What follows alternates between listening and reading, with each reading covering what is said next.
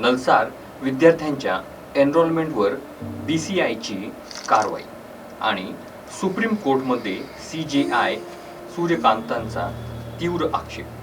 नेमकं प्रकरण काय आहे? नमस्कार मित्रांनो, देशातील प्रतिष्ठित कायदा विद्यापीठांपैकी एक हैदराबादचं नलसार युनिव्हर्सिटी ऑफ लॉ आणि भारताच्या कायदे विश्वातील सर्वात महत्त्वाची संस्था बार काउन्सिल ऑफ इंडिया म्हणजेच BCI या दोघांमध्येही सध्या मोठा वाद निर्माण झाला आहे आणि या वादात आता सर्वोच्च न्यायालयाने हस्तक्षेप केला आहे. मुख्य न्यायाधीश न्यायमूर्ती सूर्यकांत यांनी BCIच्या कारवाईवर तीव्र नाराजी व्यक्त केली आहे. पण नेमकं प्रकरण काय आहे? नलसारच्या विद्यार्थ्यांनी CJI सूर्यकांत यांच्या विरोधात काय केलं? BCIने इतकी कठोर कारवाई का केली आणि काही तासातच BCIला आपला निर्णय बदलावा का लागला? चला संपूर्ण प्रकरण अगदी सोप्या भाषेत समजून घेऊया. वादाची सुरुवात नेमकी कुठून झाली? नलसार युनिव्हर्सिटी ऑफ लॉ मध्ये 2026च्या कॉन्व्होकेशन सोहळ्याची तयारी सुरू होती. या कार्यक्रमासाठी भारताचे मुख्य न्यायाधीश न्यायमूर्ती सूर्यकांत यांना चीफ गेस्ट म्हणून आमंत्रित करण्यात आले होते. मात्र काही विद्यार्थ्यांनी या निमंत्रणाला विरोध केला. या विद्यार्थ्यांची CJI सूर्यकांत यांच्या काही न्यायालयीन भूमिकांबाबत आक्षेप नोंदवला आणि त्यांच्या उपस्थितीबाबत प्रश्न उपस्थित केले. हा विरोध मुळात विद्यार्थ्यांच्या मतप्रदर्शनाचा आणि विद्यापीठातील चर्चेचा विषय होता. आणि मग BCIची मोठी कारवाई. या विद्यार्थ्यांच्या विरोधानंतर बार काउन्सिल ऑफ इंडियाने अत्यंत कठोर भूमिका घेतली.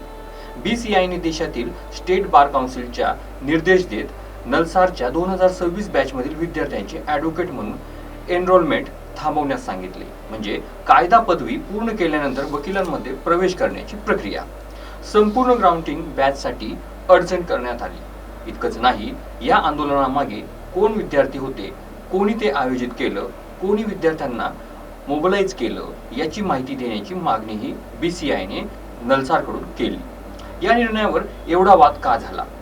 इथेच या संपूर्ण प्रकरणाचा सर्वात मोठा प्रश्न निर्माण झाला. विद्यार्थ्यांनी एखाद्या न्यायाधीशाच्या किंवा एखाद्या सार्वत्रिक व्यक्तिमत्वाच्या भूमिकेवर विरोध व्यक्त केला तर त्या मतामुळे त्यांच्या व्यावसायिक भवितव्यावर कारवाई करता येईल का?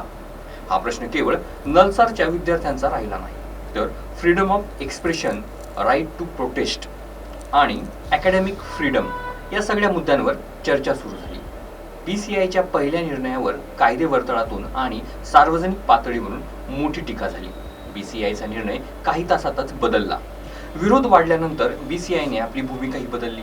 2026च्या बॅचमधील नलसारच्या विद्यार्थ्यांना स्टेट बार काउन्सिलमध्ये एनरोलमेंट करण्याचा मार्ग पुन्हा खुला करण्यात आला. मात्र या संपूर्ण प्रकरणाची चौकशी सुरू ठेवण्याची भूमिका सुरुवातीला मांडण्यात आली. नंतर स्पष्टीकरणात बहुसंख्य विद्यार्थी निर्दोष असल्याचे आणि कोणत्याही विद्यार्थ्याला त्याच्या चुकीशिवाय नुकसान सहन करावे लागू नये अशी भूमिका BCI कडून मांडण्यात आली. म्हणजेच पहिला आदेश आणि काही तासांनंतर त्यात बदल. यामुळे BCIच्या या संपूर्ण कारवाईवर आणखी प्रश्न उपस्थित झाले. आता सुप्रीम कोर्टमध्ये मोठा मुद्दा आणि आज 14 ऑगस्ट 2026 रोजी हे प्रकरण सर्वोच्च न्यायालयासमोर आले. मुख्य न्यायाधीश CJI सूर्यकांत यांनी BCIच्या कारवाईनंतर तीव्र आक्षेप घेतला. त्यांनी स्पष्टपणे विचारलं, विद्यार्थी माझ्याबद्दल काही म्हणत असतील तर BCIने या विषयात हस्तक्षेप करण्याची गरजच काय? CJI सूर्यकांत यांनी स्वतःच्या विद्यार्थी जीवनाचा उल्लेख करत विद्यार्थ्यांना शांततापूर्ण आणि कायदेशीर पद्धतीने विरोध करण्याचा अधिकार असल्याचं सांगितलं. त्यांचा मुद्दा स्पष्ट होता. विद्यार्थी चुकीचे असले तरी फक्त मत व्यक्त केल्यामुळे त्यांच्यावर कारवाई का करावी आणि who are they to interfere असा सवालही त्यांनी उपस्थित केला. सुप्रीम कोर्टचा BCIला सवाल. सुनावणी दरम्यान सुप्रीम कोर्टने BCIच्या निर्णयाच्या प्रक्रियेवर प्रश्न उपस्थित केले. विशेषतः असा निर्णय घेण्यापूर्वी BCIची बैठक झाली होती का? या निर्णयामागे नेमका काय आधार होता आणि विद्यार्थ्यांच्या विरोधाला संपूर्ण बॅचच्या एनरोलमेंटशी जोडणं योग्य आहे का? असे प्रश्न उपस्थित झाले. सर्वोच्च न्यायालयाने BCI कडून स्पष्टीकरण मागितलं आहे. उपलब्ध वृत्तानुसार BCIला या प्रकरणावरून उत्तर देण्यासाठी 2 आठवड्यांची मुदत देण्यात आली आहे. CJI सूर्यकांतांचा विद्यार्थ्यांना संदेश. या सुनावणीतील एक महत्त्वाचा भाग म्हणजे CJI सूर्यकांत यांनी नलसारच्या विद्यार्थ्यांबद्दल केलेली टिप्पणी. त्यांनी विद्यार्थ्यांना सुप्रीम कोर्ट बारमध्ये येण्याचं निमंत्रणही दिलं आणि कायदेशीर सहाय्याच्या कामात सहभागी होण्याची संधी देण्याची तयारी व्यक्त केली. म्हणजेच ज्या वादामुळे विद्यार्थ्यांच्या करिअरवर परिणाम होण्याची भीती निर्माण झाली होती, त्याच वेळी सर्वोच्च न्यायालयातून तुम्ही पुढे या, वकिली करा असा संदेश देण्यात आला. पण या सगळ्याचा खरा प्रश्न काय? मित्रांनो, ही घटना फक्त नलसार, BCI आणि CJI सूर्यकांत यांच्यापुरती मर्यादित नाही. यातून एक मोठा प्रश्न समोर येतो. विद्यार्थ्यांना प्रश्न विचारण्याचा अधिकार किती आहे?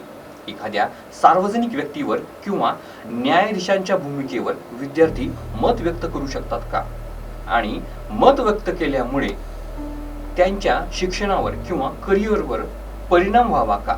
दुसऱ्या बाजूने संस्थांमध्ये शिस्त आणि जबाबदार वर्तनाचाही प्रश्न आहे. म्हणून या प्रकरणात फक्त एका बाजूने पाहण्यापेक्षा विद्यार्थ्यांच्या अभिव्यक्तीचा अधिकार आणि संस्थात्मक शिस्त या दोन्ही संतुलनाचा विचार करणे महत्त्वाचे आहे.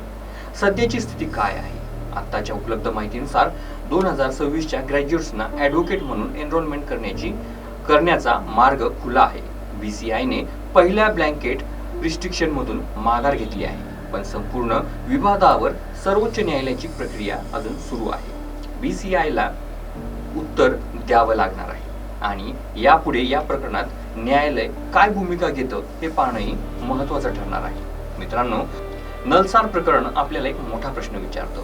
कायदा शिकणाऱ्या विद्यार्थ्यांनी प्रश्न विचारायचे नसतील तर मग त्यांनी कायदा शिकायचा कशासाठी? लोकशाहीमध्ये प्रश्न विचारणं, मत व्यक्त करणं, विरोध नोंदवणं आणि त्याच वेळी कायद्याच्या चौकटीत राहणं या सगळ्यांचं संतुलन महत्त्वाचं आहे. आजचा सर्वात मोठा मुद्दा BCI विरुद्ध नलसार नाही, तर अभिव्यक्ती स्वातंत्र्य आणि संस्थात्मक अधिकार यांच्यातील सीमारेषा नेमकी कुठे आहे? हा प्रश्न तुमच्या मते विद्यार्थ्यांना अशा प्रकारच्या शांततापूर्ण विरोध करण्याचा पूर्ण अधिकार असायला हवा का? आणि एखाद्या विद्यार्थ्यांच्या मतासाठी संपूर्ण बॅचच्या करिअरवर परिणाम करणं योग्य आहे का? तुमचं मत कमेंटमध्ये नक्की सांगा. व्हिडिओ आवडला असेल तर लाईक करा, शेअर करा आणि सबस्क्राईब करायला विसरू नका. धन्यवाद.